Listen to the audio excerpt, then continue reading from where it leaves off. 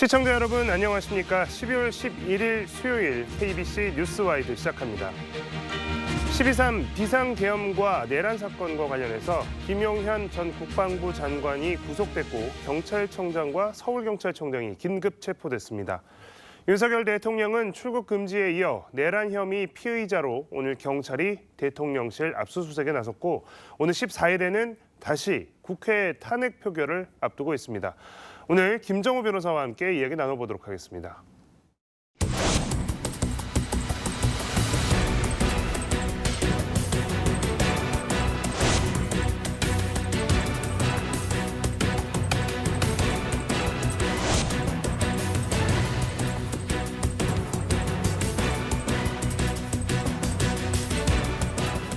의결 정족수가 아직 다 안 채워진 것 같다. 빨리 문을 부수고 들어가서 안에 있는 인원들을 끄집어내라 라고 말씀을 하셨습니다.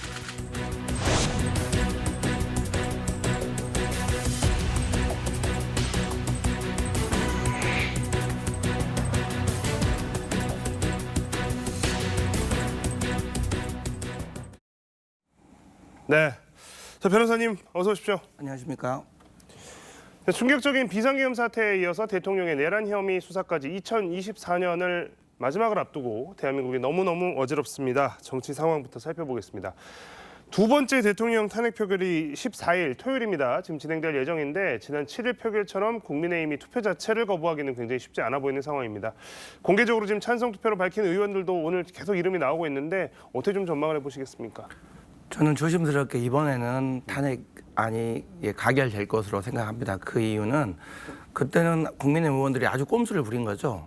아예 입장 자체를 막는 행위가 있었는데 이번에는 그렇게 할 수는 없고 지금 벌써 공개적으로 찬성사를 밝힌 의원이 5명에 이릅니다.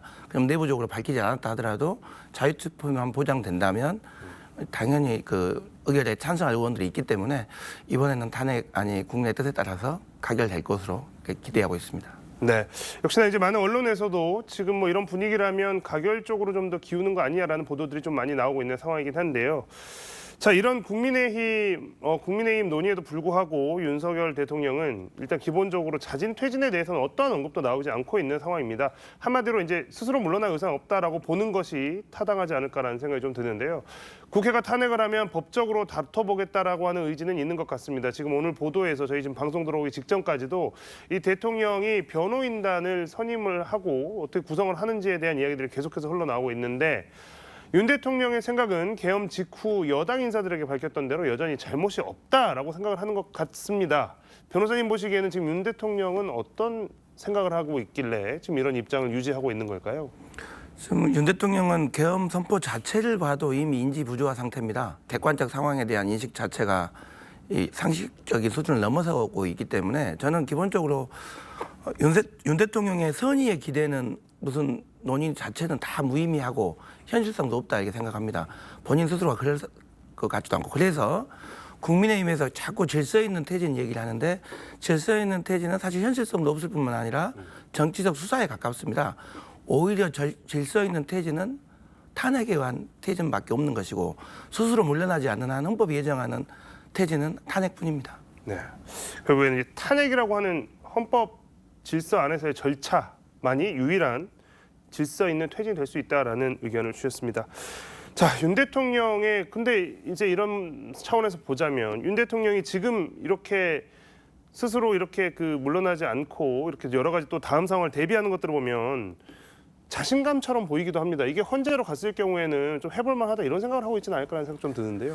지금 헌재 구성과 관련해서 이제 보수적인 재판관, 진보적인 재판관 이런 것 가지고 이제 계산하는 분들이 있는데 저는 그렇게 바라볼 문제는 아닌 것 같습니다. 박근혜 대통령 탄핵 당시에도 보수적인 재판관, 진보적인 재판관 상관없이 전원 일치의 견해가 나왔었는데 그때보다 훨씬 더 심각한 헌정 유린과 내란 사태에 직면한 경우이기 때문에 이 사안은 보수와 진보의 진영 논리 문제가 아니라 정파적으로 소비될 문제도 아닙니다. 우리 헌정 질서를 세우느냐의 문제이기 때문에 아마 어떤 재판관도 쉽게 윤 대통령의 그런 기대대로 그런 결론을 낼 것 같지는 않습니다. 역시나 이게 보수 진보의 문제는 아니다. 이 헌법재판소에서 판단을 할 때 어디까지나 이제 헌법 질서라고 하는 헌법에 비추어 봐서 어떤 정치적인 고려는 거의 영향을 주지 않을 것이다라고 분석을 해 주셨습니다. 자, 이번 비상계엄 사태는 크게 탄핵, 즉 정치적인 측면 또 수사의 과정 이렇게 좀 나눠서 지금 보도도 되고 있고 좀 살펴봐야 될 상황입니다. 수사 상황에 대한 이야기를 좀 먼저 해보겠습니다. 자, 변호사님, 당초에는 이제 이 위헌 위법적인 비상계엄으로 인해서 대통령 탄핵으로 관심이 집중이 됐다가 이제 탄핵 일주일 전쯤에 지난주 주말에 1차로 탄핵안이 부결이 되고 나서 수사가 속도를 내고 있으니까 이제 이게 내란 수사에 대한 관심이 좀 더 이제 모아지는 것 같습니다. 사실 계엄 사태 직후만 해도 내란죄 적용할 수 있을까라는 생각이 좀 많이 있었고 그런 논의들이 많았는데 상황이 좀 많이 달라진 것 같습니다. 내란죄에 대한 의견들, 이야기들 굉장히 많이 나오고 있습니다. 저는 일관되게 내란죄가 된다는 입장을 취하고 제가 주변의 법조인들하고 얘기를 많이 해보면 다수의 법학자와 법조인들은 내란죄가 된다는 입장인 것 같습니다. 그 이유는 탄핵 절차와 내란 절차는 별개의 절차입니다. 그대로 같이 진행되는 것인데요. 서로 영향을 주겠죠. 다만 내란죄 구성 요건이 형법 87조에 규정돼 있고 91조에 국헌문란 목적이 다시 규정돼 있는데 국헌문란의 목적으로 폭동을 일으킨 자입니다. 근데 국헌문란의 목적이 뭐냐면 국회의 권능을 침해했잖아요. 국회가 계엄 해제권을 행사하는 것을 막고자 하는 정황들이나 목적들이 너무 드러나고 있습니다. 그리고 폭동이라는 의미는 우리가 말하는 강간죄나 강도죄에서는 체협이 가장 좁은 의미의 강력한 폭행협박을 원하는 거고 일반적인 폭행협박죄에서는 일반적인 좁은 의미. 그런데 이 내란죄에서의 폭행협박은 넓은 의미입니다. 그냥 개인에 대한 물리적 행사를 안 해도 지역의 평온만 해도 그냥 소란만 일으켜도 일어날 수 있는 폭동인데 이 사안은 국회에다 헬기까지 띄우고 무장 병력을 동원하고 유리창을 깨고 들어가고 본회의장도 점거하려고 하고 체포 시도까지 있었잖아요. 의원에 대해서. 이게 폭동이 아니면 뭐가 폭동이겠습니까?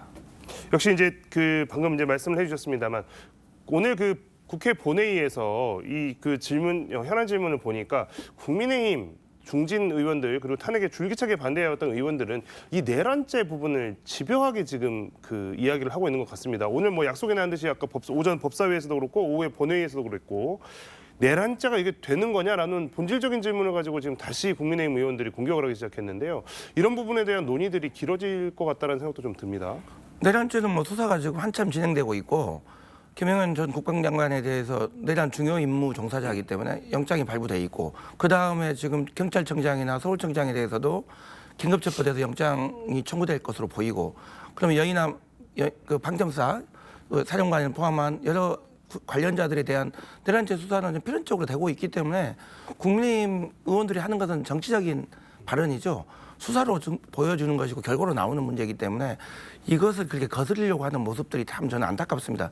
지금은 반성하고 수습하는 자세를 취해야 한다고 봅니다. 네. 자, 이 내란죄 수사가 진행 중인데 지금 이제 뭐 언론을 통해서 시민 여러분들 보시기 굉장히 헷갈릴 수 있을 것 같습니다. 공수처에서 무슨 조치를 냈다더라. 또 경찰 국가수사본부에서 무슨 조치를 냈다더라. 아니면 검찰에서 또 누구를 인신을 구속했다더라. 체포했다더라. 지금 이제 보면 크게 수사의 주체가 국수본, 경찰 국수본 그리고 공수처, 검찰 이렇게 세 가지로 지금 이야기가 나오고 있는데요. 이렇게 따로따로 수사를 해도 되나라는 생각도 들고 왜 따로 하는 거지라는 부분 궁금해하실 분들도 많을 것 같습니다. 내란죄 수사와 관련해서 현재 검찰 그리고 공수처가 각자 수사에 나서서 경쟁을 하는 모양새인데 여기에 대해서도 지금 정치권에서 수사를 누가 맡아야 되냐, 누구는 좀 손을 떼라 뭐 이런 이야기도 많이 나오고 있습니다. 이런 부분에 대해서 좀 기본적으로 어떤 방향으로 가야 될지에 대해 좀 생각을 이야기해 주시면 좋을 것 같습니다. 내란죄 수사 권한이 누구에게 있는지도 중요하지만 근본적으로는 국민들이 불신하고 있다는 겁니다. 그 검찰에 대한 불신은 윤 대통령이나 김건희 여사에 대해서 했던 여러 가지 편향적 수사와 봐주기 수사 이런 것에 대해서 국민이 검찰을 믿지 않고 있기 때문에 근본적으로 이런 논의가 나오는 거고요. 근데 검찰은 오히려 이걸 계기로 본인들이 좀 잃었던 권력을 다시 찾아오기 위해서 갑자기 돌변해서 그래서 조홍천 의원 같은 건 이렇게 표현했습니다. 정권이 살아있고 힘이 있을 때는 사냥개 역할을 하고 정권이 좀 흔들릴 때는 이제는 하이에나 역할을 한다. 이렇게까지 혹평을 했습니다. 그래서 그거는 검찰은 사실은 본인들이 신뢰가 무너진 것은 자초한 것이기 때문에 거기에 대한 근본적인 문제 제기를 국민들로부터 당하고 있다는 생각이 들고요. 내란죄에 대한 일반적인 수사 권한은 경찰에게 있습니다. 제한 없이. 그런데 이 경찰의 영장 청구권이 없는 한계 때문에 좀 수사가 좀 난항을 거듭하는 거 아니냐는 우려가 있는 것이고 또 경찰청장이나 서울경찰청장이 직접 연루된 사건이기 때문에 과연 본인들이 공정하게 수사할 수 있을 것인가 하는 의문을 갖는 분들이 있었는데 그것을 불식시키기 위해서 오늘 전격적으로 두 청장에 대해서 긴급 체포를 했다고 보여지고요. 검찰에 있어서는 직권남용죄만 수사할 수 있습니다. 직권남용죄에 대한 관련 수사로서 내란죄를 하겠다는 건데 법원 행정처장 법원을 대표하는 법원 행정처장이 국회 법사위에 나서 뭐라고 말씀하셨냐면 내란죄에 대해서 경찰 수사에 수사권이 있다는 것에 대해서는 이론이 없지만 검찰이 수사권이 있는지는 견해의 대립이 있다. 그런데 만에 하나 이렇게 수사권이 있는지가 논의되고 있는 검찰에서 수사를 했는데 그걸로 기소돼가지고 재판을 받을 때 지금은 문제가 안 되지만 과연 그게 증거 능력이 있는 증거인지 혹시 공소 기각될 우려가 있지 않느냐 이렇게 되면 이 중요한 문제에 대해서 면죄부를 줄 우려가 있기 때문에 이 부분은 신중하게 논의할 필요가 있다 이런 언급도 했기 때문에 그래서 아마 검찰도 그런 우려 때문에 경찰과 합동수사본부를 구성하자는 요청을 자꾸 하는 것 같고 오히려 경찰은 자기들이 엄중하게 수사하겠다고 하면서 좀 수사권 경쟁을 하고 있는 모습은 국민 입장에서는 별로 바람직스럽지 않고요. 결국은 그래서 상설 특검이든 특검으로 결국은 정리해야 되지 않을까. 다만 특검이 발족할 때가 시간이 있기 때문에 경찰과 검찰이 충실하게 수사권을 통해서 더 경쟁하듯이 열심히 수사해서 많은 수사의 성과를 이뤄놓길 바랍니다. 그걸 바탕으로 특검이 이어받아서 수사하면 될 것 같습니다. 네, 명쾌하게 지금 복잡한 상황들에 대해서 수사 상황에 대해서 좀 정리를 해주셨습니다. 자, 김용현 전 국방부 장관이 밤사이에 구속이 됐습니다. 아까 오전에 오후에 나온 뉴스로는 구속이 된 이후에 자살 시도까지 있었다 이렇게 이야기가 됐습니다만 어제 오후 3시에 영장실질 심사가 있었는데 구속 전 피의자 신문이 있었는데 이미 거기에 출석을 포기를 하면서 사실상 구속을 받아들이려는 거 아니냐라는 이야기도 또 많이 있었고 실제로 이제 구속까지 됐고 법원이 영장을 발부를 했다라고 하는 것. 근데 이것은 어떤 의미로 봐야 될까요? 일단 그 내란죄 혐의에 대한 소명이 됐다고 보는 것이기 때문에 그러니까 국민의힘 의원들이 내란죄가 문제가 안 된다는 것 자체가 사실 이거 난센스죠. 그러니까 법원이 일단 범죄 혐의에 대한 소명이 있다고 보고 발부를 했다고 보여지고요. 다만 김영현 국방장관에 대한 그 영장 포기를 본인이 범죄를 다 자백했다는 의미로 그렇게 선회할 건 아닌 것 같습니다. 왜냐하면 고리 잘리기를 할 수 있다. 본인이 오히려 다 한 것이고 윤 대통령은 잘 몰랐다는 식으로 오히려 사건을 좀 축소하려고 하는 그 경향이 있고 거기에 대한 수사 의지가 과연 검찰과 경찰에 있는지 없는지가 중요해 보이고요. 본인이 오히려 국민들은 압수수색이 경찰로부터 이루어지니까 오히려 압수수색을 안 당하기 위해서 검찰로 피신했다 이렇게 평가하는 분도 있습니다. 그리고 그 교도소 내에서 구치소에서 지금 자살을 시도했다는 것도 본인 스스로 그냥 치고 가면서 이 사건을 더 이상 끌고 못 가게 하는 실체적 진실을 규명을 방해하고 있는 측면도 있기 때문에 본인의 좀 영장 청구권 실문에 출석하지 않고 포기한 것이 자백하고 수사에 협조한다 그렇게만 바라볼 일은 아닌 것 같습니다. 네. 자, 김용현 전 국방부 장관이 구속이 됐고 경찰청장 또 서울경찰청장은 긴급 체포됐습니다. 모두 혐의는 내란 혐의에 관한 것입니다. 결국에 이 수사의 끝은 대통령을 향한다라고밖에 볼 수 없는데요. 오늘 경찰이 국수본이 대통령실 압수수색에 나섰지만 현직 대통령에 대한 수사가 쉽지 않아 보입니다. 저희 지금 방송이 진행되고 있는 상황에서 저희가 지금 방금 들은 이야기로는 지금 압수수색을 하러 출동했던 경찰이 국수본 인원들이 다시 이제 철수를 오늘은 일단 한 것으로 지금 확인이 됐는데 앞으로의 수사가 좀 어떻게 진행될지가 좀 더욱 궁금해지는 대목입니다. 대통령실에 대한 압수수색은 늘 우리 사회에서 큰 문제점을 던져줍니다. 그 박근혜 대통령 시대에도 청와대 압수수색이 사실상 불가능했고 강제적인 압수수색을 못하고 이미 제출을 받는 형식으로 사실은 압수수색을 했던 것입니다. 근데 이번에도 최소한 그 정도 협조는 될 줄 알았는데 경호처에서 또 이렇게 막고 있습니다. 이거는 법치주의의 문화와 또 만인의 법 앞에 평등하다는 것에 있어서 좀 되게 심각한 문제점이 있고요. 오히려 그래서 탄핵이 중요하다고 보는 것은 대통령이 이렇게 직무를 수행할 수 없을 정도의 신뢰를 완전히 잃었고 대통령 스스로 내란을 수괴라는 혐의를 받고 있는 이 피의자, 핵심 피의자인데 탄핵으로 직무가 정지가 되면 그 자체로 수사 절차가 순리대로 풀 수 있는 또 하나의 계기도 됩니다. 지금 대통령이 직무가 정지되지 않기 때문에 경호처가 또 이렇게 과잉 충성의 의미로서 법 질서를 좀 문란하게 좀 막고 있는 측면도 있기 때문에 탄핵이 하루빨리 이루어져야지만 직무가 정지되고 압수수색 절차 협조하면서 같은 실체적 진실이 같이 규명된 게 아닌가 저는 그렇게 생각하고 있습니다. 네, 제가 좀 전에 이제 말씀드렸습니다. 지금 오늘 그 압수수색을 위해서 그 나갔던 파견됐던 인원들, 국수본 인원들은 지금 복귀가 된 상태고 일단 오늘은 압수수색이 추가적으로 시도가 되지는 않을 것 같습니다만 탄핵의 중요성이 또 앞으로 수사에도 당연히 큰 영향을 줄 수밖에 없다는 지적을 해주셨습니다. 탄핵이라고 하는 것이 하나의 계기가 돼서 그리고 실제로 대통령의 업무가 정지가 됐을 때 대통령 경호처와의 수사기관과의 관계에 있어서 뭐 추가적인 또 시도, 압수수색이나 이런 것들이 이루어질 수 있다라고 지적을 해주셨습니다. 자, 김 전 장관 구속 영장에 많은 의미가 있습니다만 검찰이 윤 대통령을 김용현 전 장관과 함께 내란을 공모한 사실상의 우두머리로 보고 있다라고 하는 분석들, 해석들 당연히 뒤따라서 나오고 있습니다. 변호사님께서는 어떻게 생각하십니까? 뭐 당연합니다. 내란죄는 우리 형법의 규정상 세 가지의 어떤 행위자를 나누고 있는데요. 우두머리, 그러니까 법률상 수괴라고 하죠. 우리 한글로 하면 우두머리가 있고 그 밑에 중요 임무 종사자가 있고 세 번째가 부하 수행자가 있습니다. 그러면 이 윤 대통령은 당연히 중요 임무 종사자에 대한 영장이 청구됐다면 내란의 수괴가 반드시 명시돼. 수괴가 없는 내란은 없습니다. 윤 대통령이 당연히 내란죄 수괴로서 피의자로 입건된 것이고 김용현을 비롯한 중요 임무 종사자들에 대한 계속적인 수사와 신병 확보가 있을 것으로 보입니다. 네.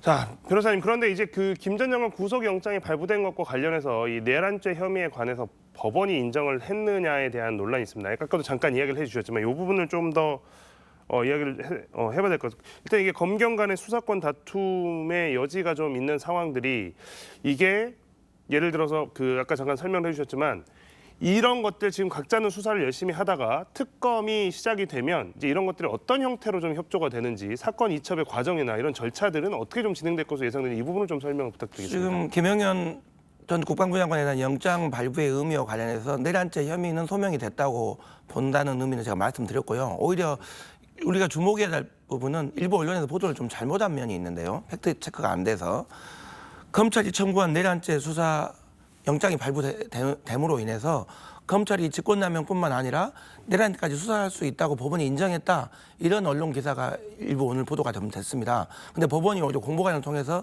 그렇지 않다는 입장문을 냈는데요. 어떤 취지냐면 검찰이 수사할 수 있는 수사 개시의 범위에 대해서 검찰청법이 규정하고 있습니다.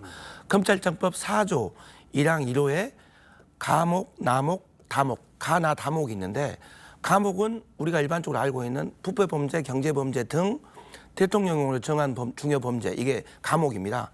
나목은 지금 경찰관이 연루된 범죄나 공수처 공무원이 연루된 범죄는 경찰이나 공수처가 할 수 없잖아요. 그래서 오히려 채척의 의미로서 검찰이 수사할 수 있게끔 한 게 나목이고요. 다목은 경찰이 송치한 사건 중에 인지한 사건 중에 직접 관련성이 있는 사건에 대한 수사는 할 수 있다. 이렇게 돼 있는데 법원에서 이 형사공보원을 통해서 가목이 아니다. 나목과 다목이라고 이렇게 명시를 했습니다. 그 말은 가목에 대한 내란죄 수사가 지금 인정되는지 여부에 대해서 아직은 법원이 결론 내리기 어렵다는 취지입니다. 그렇다면 법원 행정처장이 언급한 것처럼 직권남용을 넘어서 내란죄까지 검사가 수사할 수 있는지 여부와 관련해서는 영장은 일단 발부해 줬지만 법원이 최종적으로 판단한 것은 아니다.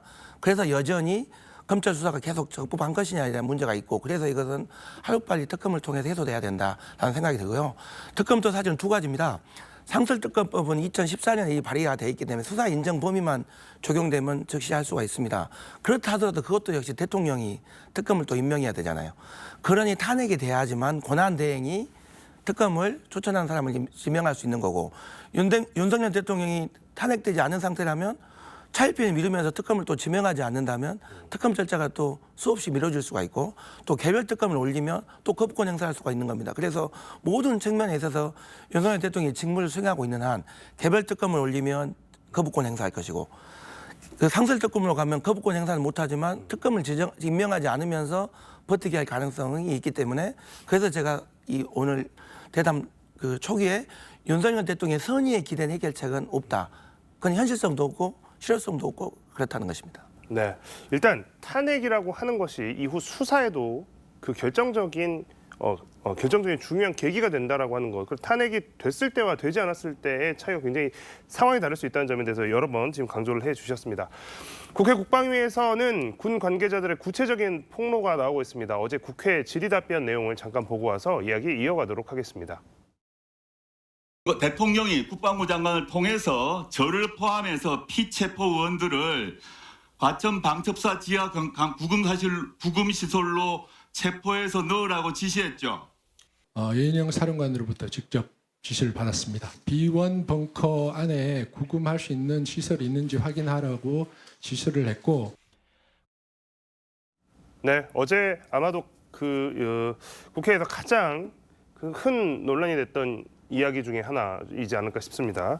앞서 대통령이 직접 의원들을 끌어내라고 지시했다. 지금 특전사령관이 이렇게 발언을 했습니다. 거기에 이어서 방첩사에서는 의원들을 감금할 시설 점검까지 했다. 이런 이야기들이 어제 하루 동안 쏟아졌는데요. 이런 내용들이 내란죄 혐의 소명에 어느 정도 영향이 있는 내용, 또 혹은 결정적인 내용이다. 이렇게 볼 수 있을까요? 예, 저는 아주 중요한 증거라고 보입니다. 이거 뭐 특전사령관뿐만 아니라 내란의 수괴가 윤 대통령님을 가리키는 진술들이 지금 쏟아지고 있고, 지금 현재 며칠도 안 되는 이 정도라면 진짜 수사가 본격화되면 이거는 뭐 엄청난 관련자들이 양심 고백이 있을 걸로 보여집니다. 지금 이 말 자체가 내란의 수괴임을 자명하는 거죠. 통상 이런 경우는 계엄사령관이 이런 말을 하는 거지, 대통령이 직접 나서서 특전사령관에게 체포해라, 싹 잡아들여라, 아니면 지금 특전사 어디까지 가 있냐, 뭐 의결 정족수 150명이 아직 안 됐으니까 개입해서 끌어내라, 이 말 자체는 이 의미는 사실 우리가 상상하는 범위를 훨씬 넘어서는 얘기라고 생각합니다. 네. 자, 일단 이게 대통령이 직접 개입을 했다라고 하는 부분, 그러니까 계엄사령관에 의한 지시가 대통령이 직접 지시라고 하는 부분이 굉장히 큰 의미가 있을 수 있겠고요. 그리고 변호사님 방금 지적해 주셨다시피 지금 이제 이게 계엄이 비상계엄 있고 지금 일주일 동안에 지금 이런 이야기도 굉장히 중요한 이야기도 계속 나왔는데 아직 본격적인 수사가 진행 중인 상황이지만 아직 다 밝혀지지 않은 상황에서 이렇게 중요한 이야기가 나오면 앞으로도 지금 나올 이야기들이 또 많을 것 같다라는 예상까지 해주셨습니다. 자, 어제 국회에서 내란 수사 관련해서 상설특검 요구안이 통과가 됐습니다. 국민의힘 의원들도 20명이 넘게 찬성표를 던졌고 일반 특검도 또 추진될 예정입니다. 결국에는 특검 수사로 이어질 것 같은데 그 외에 변수는 사실 없다고 봐야겠죠? 지금 윤 대통령이 직무 수행을 하고 있느냐의 문제만 변수입니다. 좀 전에 말씀 올린 것처럼 상설특검은 거부권 행사할 수 없는 거지만 대통령이 특검을 임명해야 되는, 그리고 개별 특검은 대통령이 거부할 수 있는 이런 여지가 있기 때문에 특검이 신속히 도입돼서 지금 현재 중복수사 혼란을 수습해 줘야 되는데 그거에 대한 시간적인 어떤 그게 가능하냐의 문제는 윤 대통령의 어떤 의지나 본인 스스로에 대한 자숙에 달려 있는 것입니다. 네. 자, 이제 내란죄 수사가 계속해서 진행이 되고 있고 또 거기 이제 특검까지 이제 시작을 앞두고 있습니다. 자, 이런 상황에서 탄핵은 이번 주 토요일에 표결 절차가 있지만 탄핵은 표결이 이루어진다고 해서 당장에 탄핵이 마무리가 되는 것은 아니고 또 헌법재판소에서 또 판결을 기다려야 하는 상황입니다.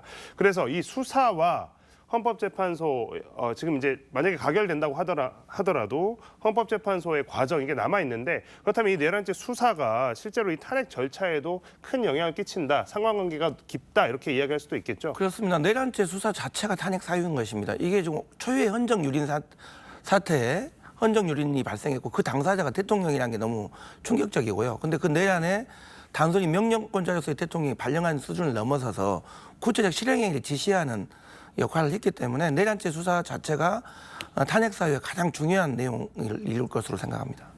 이게 근데 실제로 이제 그 수사에 대한 결과나 수사에 대한 그 답이 나오지 않은 상황에서 또 헌법재판소가 먼저 판단을 해야 되는 경우도 있지 않습니까? 충분히 저는 헌법재판소 결정 전에 내란죄 수사는 가능하다고 보이고요.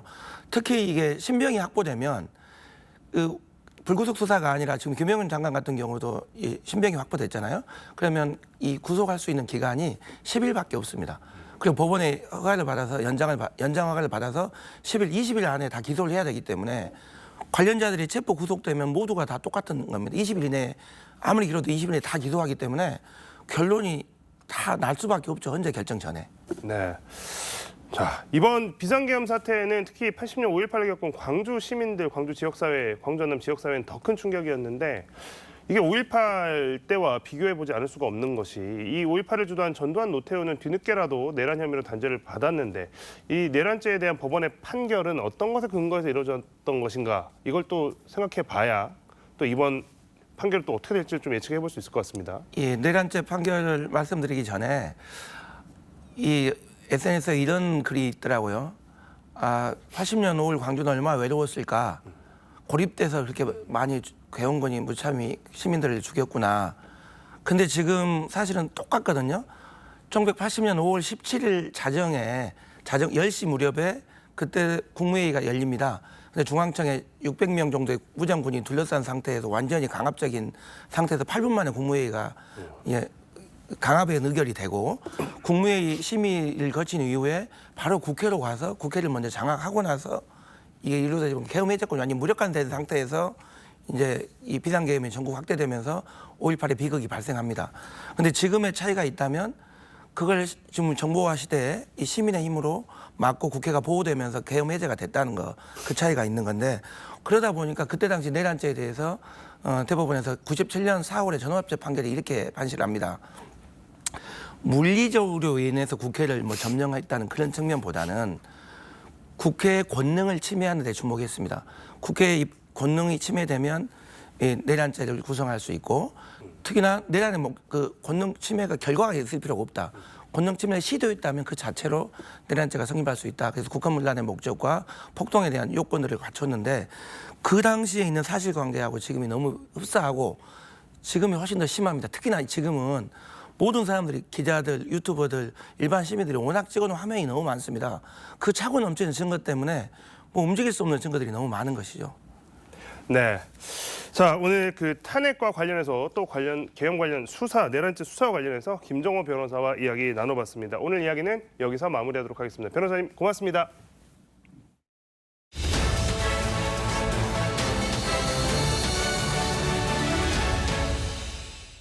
서울광역방송센터입니다.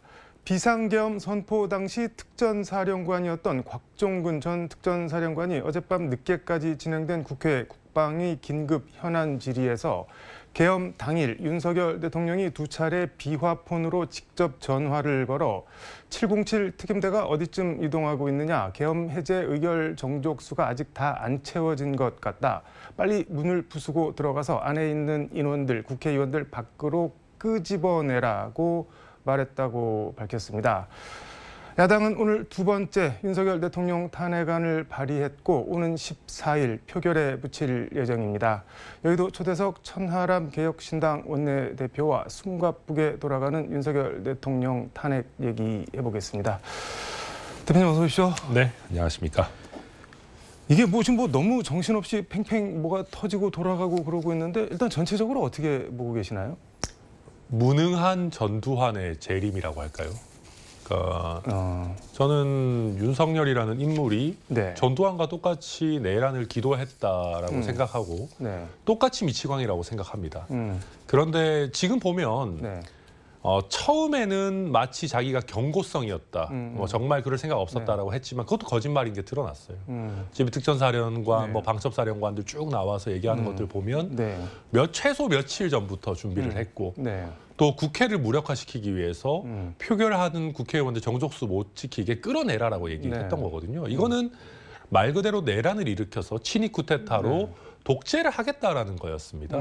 이거는 저는 전두환의 재림이다라고 평가할 수밖에 없고요. 네. 다만 그때와 비교해서 우리가 달라졌던 것은 네. 우리 시민의식이 또 민주주의에 대한 어떤 열망이 더 올라왔고 네. 일선에 있는 초급 간부 또 우리 장병들은 네. 보다 성숙한 민주주의 의식을 갖고 있었기 때문에 겨우겨우 막아냈던 것이다. 그래서 저는 시민과 정말 하위 군 간부들이 막아낸 전두환의 재림이다. 저는 그렇게 평가합니다. 한마디로 전두환보다도 못하다는 거네요. 그렇습니다. 그리고 보십시오. 네. 전두환은 정말 나쁜 사람이고 네. 그런 사람이지만 서울의 봄 영화에서도 그런 뭐 대사지만 그런 게 있죠. 실패하면 반역, 성공하면 혁명 아니냐. 실패하면 반역이라는 얘기는 네. 쿠데타가 실패하면 자기는 사형받고 내란으로 처벌받는 거 감수한다는 얘기입니다. 목숨 걸고 한 목숨 거죠. 걸고 하는 거죠. 반역이라는 게 원래 쿠데타라는 게. 네. 근데 윤석열은 쿠데타를 저지르면서도 목숨을 걸 각오조차 되어 있지 않아요. 전두환보다 더 못난 사람입니다. 뭘 걸고 한 걸까요, 그러면은? 아무것도 안 건 거죠. 내가 쿠데타에서 네. 성공하면 야당 의원들 다 싸그리 없애버리고 본인 기준에서 좌파라고 생각하는 야당 의원들 심지어는 뭐 전공의들 네. 이런 사람들은 다 자기 뜻대로 잡아가두고 네. 명령하고 실패해도 아니 뭐 이거 경고였어요. 야당이 잘못해서 뭐 대통령의 권한 한번 행사해 본 거예요. 그리고 여당이 나를 지켜주겠지. 그런 썩어 빠진 생각을 가지고 노 리스크 하이 리턴을 꿈꾸면서 시작한 내란 행위다. 그렇게 저는 평가합니다. 아니 실패하면 어떻게 될 거라는 생각을 정말 단 하나도 안 했을까요? 윤석열이라는 인물이 지금 보면 네. 늘 한탕주의 도박꾼인 것 같아요. 예전에도 보면 자꾸 뭘 한탕을 하려고 그래요. 뭐가 잘 안 된다 그러면 의대 2,000명 뭐 이렇게 하면 국민들이 좋아하겠지. 일거의 척결, 그렇죠. 포. 부산 엑스포 뭐 이거 하면 뭐 다 되겠지. 이번에도 내가 부정선거를 밝혀내서 야당 의원들 다 날려버리면은 국민들이 다 내 편이 되겠지. 그렇게 생각을 하는 거고 지금도 보세요. 지금도 상황이 이 지경이 됐는데도 네. 헌재에 가서 내가 도박을 해가지고 여기서 기각이 나오면 이거 역전 말로 홈런 아니냐. 아니면 헌재에서 시간을 벌고 네. 그 사이에 부정선거 증거들을 가지고 야당 이 사람들은 국회의원 아니야. 국회 해산시켜버리고 여당만으로 운영해야 돼. 이렇게 역전 말로 홈런을 치려고 하는 거의 그냥 도박에 미친 사람인 것 같아요. 제가 봤을 때는. 우원식 의장은 뭐 오늘 뭐 참으로 엄중하다면서 국정조사 하겠다 기자회견을 하셨던데. 네, 국정조사는 아마도 제가 알기로는 저와 저희 개혁신당에서 가장 먼저 촉구한 걸로 알고 있고요. 네. 지금 개별 상임위별로 현안 질의하면서 이제 사람들 불러가지고 법사위 국방위에서 이제 진상을 캐려고 하고 있는데 핑퐁 게임을 좀 치는 것들이 있어요. 특히 장관들끼리. 그래서 총리와 장관들을 한 번에 쫙 모아놓고 50 청문회처럼 하려면은 그게 전체적인 국정조사가 돼야 됩니다. 네. 계엄 국무회의에 참여한 모든 국무위원들을 대상으로 정확한 가담 범위, 당시의 의견, 그리고 어떤 역할을 부여받았었는지를 명확하게 한 번에 일거에 50 청문회 하듯이 할 필요가 있다. 그걸 저희가 건의를 드렸고 우원식 국회의장도 수용을 하신 겁니다. 이게 뭐 전두환의 50 청문회 나라가 진짜 뭐 몇십 년 전으로 돌아가는 건가요? 뭐 어떻게 되는 건가요? 이게? 대통령이 내란을 저질렀으니까 그 수밖에 없죠. 이거는 예. 국제적인 기준으로 봤을 때는 대한민국 수준의 성숙된 민주주의를 갖고 있는 나라에서는 네.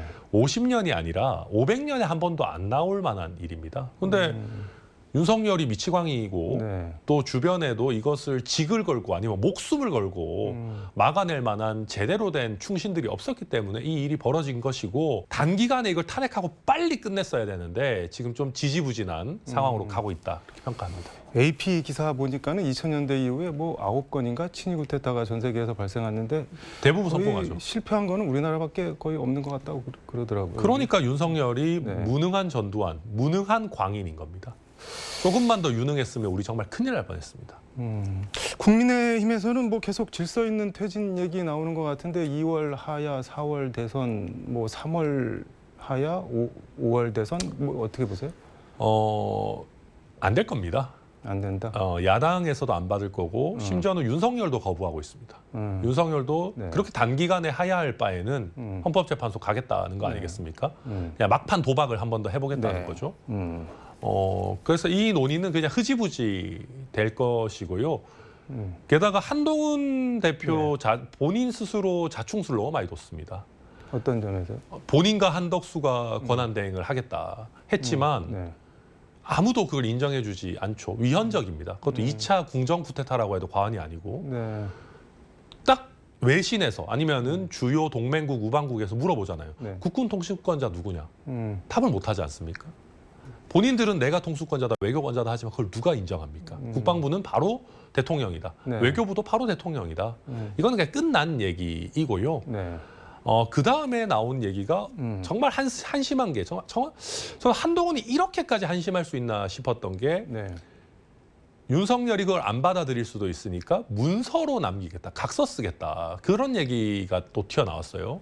이게 국가 주권이 각서로 거래가 되는 건가요? 안 되죠. 이게 무슨 왕조 시대도 아니고요. 왕조 시대에도 어려웠을 것이고 제가 봤을 때 법대 1학년, 아니 법대도 아니고 고등학교에서 법 관련 과목을 배우기만 해도 네.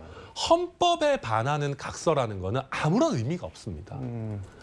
헌법에서 대통령 권한을 마음대로 짬짬이해서 서로 돌려가면서 쓰지 못하도록 하고 있고 엄밀한 권한 대행의 사유와 권한 대행의 순서가 정해져 있는데 거기에 포함되지도 못하는 심지어 공직자도 아닌 여당 대표에게 대통령의 권한을 넘긴다. 각서 백날 써봐야 아무 효력가 없습니다.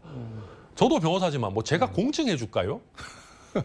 제가 공증해줘도 아무 효력가 없어요. 이런 지금 한동훈 대표는 권력욕에 완전히 눈이 멀어버려가지고 법대 1학년생도 알만한 헌법 지식, 민법 지식 다 까먹은 겁니다. 알면서도 그냥 안 보이는 거겠죠. 제가 그래서 절대 반지를 빼앗긴 골룸 같은 신세다. 누가 골룸인 건가요? 한동훈 대표가 그렇죠. 절대 반지 원래 갖고 있었나요? 안 갖고 있었죠. 본인 것도 아닌데 자기는 한덕수 옆에 세워놓고 이제부터 내가 권한을 가진다라고 할 때는 절대 반지를 꼈다고 생각했을 거예요. 그렇지만 있지도 않은 절대 반지 어떻게든 끼려고 지금 마이 프레셔스 하면서 눈이 시뻘게 가지고 달려들고 있지만 그거는 낄 수가 없습니다. 근데 뭐 한동훈 대표 입장에서는 윤석열 대통령이 탄핵이 되고 조기 대선을 치르는 것과 자진 사퇴하고 대선을 치르는 것 차이가 있을까요? 사실 거의 없죠. 근데 왜 이렇게 집착을 하죠, 그러면? 자기가 잠깐이라도 소통령을 하고 싶은가 봅니다. 그러니까 아마 한동훈의 생각은 탄핵이 되면 한동훈은 할 일이 없어요. 그렇잖아요. 탄핵이 되는 순간 우리가 누가 한동훈한테 관심이 있습니까? 지금이야 여당 의원들 중에 이탈표가 있냐 없냐, 친한계가 투표에 동참하냐 안 하냐, 이러니까 한동훈이 키를 쥐고 있는 거예요. 쥐고 있는 것처럼 보이는 거예요. 근데 탄핵이 되는 순간 국민들 중에 그 누구도 한동훈에게 관심 없을 것이고 탄핵을 못 막아낸 당대표면 물러나야 돼요. 근데 이게 또 이렇게 생각을 하면은 네. 가령 윤석열 대통령이 탄핵이 되면은 뭐 보수가 절멸된다 뭐 그런 상황에서 치러지는 대선이랑 한동훈 대표 입장에서 자진 사퇴를 본인이 이끌어낸 다음에 내가 정리를 했습니다. 그리고 앞으로 5년은 내가 끌어가겠습니다. 좀 차이가 있지 않을까요? 처음에 아마 한동훈 대표가 생각했던 시나리오는 말씀하신 것처럼 바로 탄핵해서 본인이 투명인간 되거나 아니면 당대표 사퇴하는 위기에 처하지 않고 본인이 일정 기간 대통령 권한을 행사하면서 국가를 안정시키고 경제 위기를 좀 막아내고 하면서 본인이 유능한 소통령이다라는 걸 보여줘서 다음 대선에 승부를 걸겠다 이런 거였던 것 같아요. 이걸 아주 짧게 요약하면 이 국가적인 위기 상황, 내란 상황에서도 한동훈은 본인이 대통령 되는 거에만 미쳐 있는 겁니다. 그러니까 대권 욕심으로밖에는 안 보여요. 그냥 대권 욕심에 비춰서 모든 걸 하다 보니까 하야도 아마 한동훈이 생각했던 거는 본인이 조금 안정시키면 조금 길게 가져가면서 이재명 대표의 어떤 판결 스케줄 이런 것들을 보면서 그 핑계로 조금 시간 끌면서 본인의 소통력 행세를 조금 더 장기화하려고 했던 거 아닌가. 저는 그런 의심이 듭니다. 근데 지금 말씀하신 대로 용산은 뭐 자진 사퇴 없다, 하야 없다, 뭐 탄핵해라, 잘라라, 뭐 이런 거 같은데 그 보면은 지금 헌법재판관이 6명밖에 없는데 대통령 탄핵 그 헌법재판관 9명 중에 6명 찬성으로 해야 되는데 6명이 뭐 의결을 할 수 있는지는 변론으로 하고라도 6명이면 전원이 다 찬성을 해야 되는데 9명 중에 6명이 찬성하는 거랑 6명 중에 6명이 다 찬성하는 거랑은 이게 좀 큰 차이가 있을 것 같은데 혹시라도 한 사람이라도 탄핵 반대 뭐 이런 거 기대하고 있는 거 아닐까요? 그런 걸 수도 있을 겁니다. 그런데 그런데 지금은 지금 뭐 무슨 뭐 박선영인가요? 그 진실화해위원장 임명한 게 뇌물성이냐 막 이런 얘기 나오는데요. 지금 헌법재판관 제가 뭐 궁예는 아니지만 이 정도 내란 사태가 벌어졌고 윤석열이 그 내란 수괴라는 게 거의 명확하게 드러나고 있습니다. 여기서 탄핵 못 시킬 재판관 없어요. 뭐 박선영을 임명해 준다 이런 수준이 아니고 뭐 무슨 몇 천억을 갖다 준다고 해도 제가 아무리 윤석열과 친한 헌법재판관이라도 여기서 탄핵 기각 결정문을 쓸 수가 없을 겁니다. 어쨌든 국민들께서 그런 걱정이 있으시니까 지금 저희 국회에서는 12월 중에 최대한 빠르게 헌법재판관 3사람에 대한 추가적인 청문회를 해서 12월 말에는 임명할 수 있도록 그렇게 할 생각입니다. 근데 말씀하신 대로 헌재 재판관 국회에서 3명 정해서 대통령한테 보내도 나 이선 물러나서 나 지금 뭐 그런 거 할 때 아니야 하면서 임명 안 해버리면 그냥 6명이 또 해야 되는 거잖아요. 그러면은 그거는 헌법재판소를 완전히 적으로 돌리는 겁니다. 그러니까 헌법재판소에서 지금 네. 굉장히 거듭해서 지난번에 이진숙 그 네. 위원장 탄핵 관련한 절차에서도 빨리 헌법재판소가 일할 수 있게 사람을 채워달라는 얘기를 거듭했습니다. 네. 근데 대통령이라는 작자가 그거를 안 한다 그러면 헌법재판소 자체를 또 적으로 돌리는 것이고요. 네. 그것도 사실은 탄핵 사유로 추가될 수도 있습니다. 왜냐하면 헌법상 임명할 의무가 있는 네. 직을 안 채운다라는 거는 역시나 탄핵 사유가 될 겁니다. 한겨레 신문이 오늘 단독 보도라고 했는데 윤석열 대통령이 출근 시간에 출근 안 하고 출근한 것처럼 가짜 차량 행렬을 내보내고 본인은 좀 늦게 나가고 뭐 그 상습적으로 그랬던 것 같은데 이것도 어떻게 봐야 되나요? 이거는 술 때문입니다. 술 때문에. 저도 대통령실에 있는 사람들 네. 얘기 들어봐도 술을 정말 많이 드셨던 것 같습니다. 드신다는 표현도 그렇고요. 정말 술 많이 먹었던 것 같고요. 지금 보수 진영의 원로라고 할 수 있는 정규재 주필도 나와가지고 네. 알코올성 치매 이런 얘기 하시는데 저는 그거 과언이 아니고 지나친 알코올 섭취로 인한 전두엽 손상 저는 의심된다라고 생각하고요. 너무 밤에 술을 많이 하니까 아침 일정을 소화를 잘 못합니다. 누구랑 그렇게 근데 혼자 먹지는 않을 거 아니에요? 막 사람들 여기서 이 사람 저 사람들 불러가지고 뭐 의원들도 부르고 자기 참모들도 부르고 심지어는 재벌 총수들 불러가지고 술을 너무 과하게 먹인다고 해서 문제가 되기도 했지 않습니까? 그렇기 때문에 파리 갔을 때 얘기 아닌가요? 파리 갔을 때도 그렇고 국내에서도 아마 그런 자리들이 있었던 걸로 저는 알고 있습니다. 국내에서도요? 예, 저도 뭐 확인된 건 아닙니다. 아니 근데 재벌 총수들이 대통령이 부르면 가야 되나요? 술? 가죠. 대통령이 부르면 왜냐하면 재벌 총수들 네. 입장에서는 규제 하나가 들어오고 안 들어오고에 따라서 사업 성패 향배가 완전히 달라지는데 재벌 총수들은 어떤 의미에서는 대통령과 자주 만날 수 있는 기회를 갖는 것도 특혜거든요. 네. 부르면 당연히 옵니다. 대통령이 불렀을 때 안 오는 기업인은 없습니다. 진짜 약간 신선 노름했다는 생각도 뭐 없지 않아 드네요. 그러니까 저희 그렇지만. 이준석 의원 얘기를 들어봐도 네. 보통 이제 대선을 치르면 후보들이 새벽 4시, 5시에 일어나서 막 아침부터 막 하거든, 새벽부터. 네. 근데 아침 일정을 못 잡는다는 거예요. 새벽 일정, 아침 일정 잡아놓으면 못 일어나서 못 온다는 겁니다. 근데 대선 후보라는 사람이 11시, 12시에 일정을 시작하니까 이게 정말 힘들었던 거죠, 그때도. 선거 치렀는데도.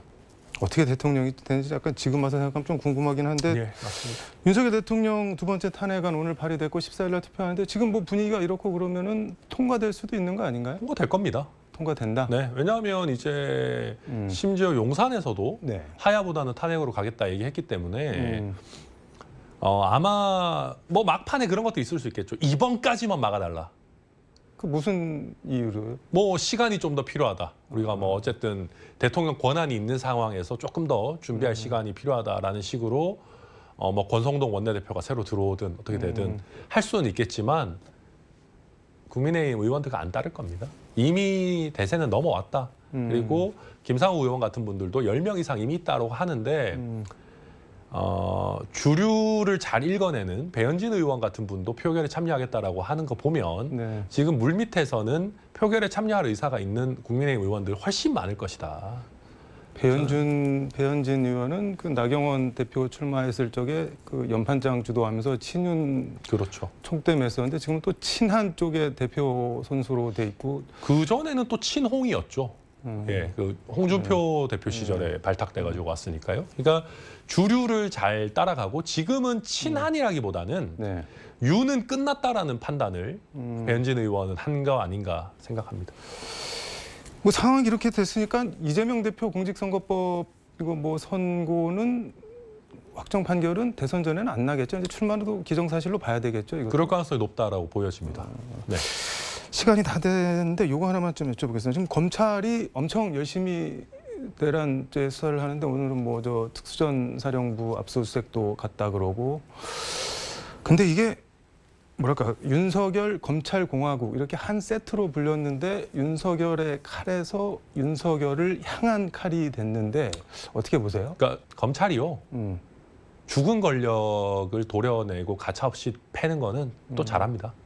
맡겨놔도 된다는 건가요? 윤석열이 살아있는 권력이었을 때는 모르겠지만 윤석열이 죽은 권력이 된 순간 네. 검찰에서는 윤석열을 잡아서 자기 별 하나 더 달려고 할 겁니다. 대통령을 구속시킨 검사를 하려고 할 것이고 그리고 검찰은 지금 정권이 바뀌면 거의 뭐 산산조각나게 생겼습니다. 네. 그렇기 때문에 기관의 명운을 걸고 수사하지 않겠는가 이렇게 일단은 보여집니다. 어쨌든 죽기 살기로 하기는 할 거라는 거네요. 네, 그 지금 경찰과 검찰, 뭐 공수처는 조금 경쟁에서 뒤처지는 것 같고 네. 지금 경찰과 검찰은 각각 조직의 명운을 걸고 수사 경쟁을 하고 있기 때문에 이게 법원 입장에서 좀 골치 아픈 건 있겠지만은 네. 우리 정치하는 사람들이나 국민들이 봤을 때는 두 기관이 목숨 걸고 경쟁하는 상황이 꼭 나쁘지는 않다고 판단됩니다. 법원에서는 뭐 경찰, 검찰 왜 이렇게 똑같은 압수수색 영장을 뭐 이렇게 각각 청구하냐, 뭐 신청하냐 그런 얘기까지 했다고 하는데. 예. 근데 법원에서 일단은 검찰의 수사 권한이 있다고 이번에 이제 네. 구속영장 하면서 결정했으니까 나름대로의 가르마는 좀 타졌다 그렇게 봐도 될 것 같습니다. 알겠습니다. 시간이 다 돼서 오늘 말씀 여기까지 듣도록 하겠습니다. 고맙습니다. 네, 감사합니다. 천망회회 소위 불실, 중국 고전 노자에 나오는 말인데 하늘의 그물은 구멍이 숭숭 성긴 듯 터져 보이지만 빠뜨리거나 놓치는 법이 없다는 뜻입니다. 그래서 맹자는 역천자 망, 하늘의 도리를 거스르면 반드시 망하고 순천자 존, 하늘의 뜻을 따라야 보존할 수 있다 했습니다.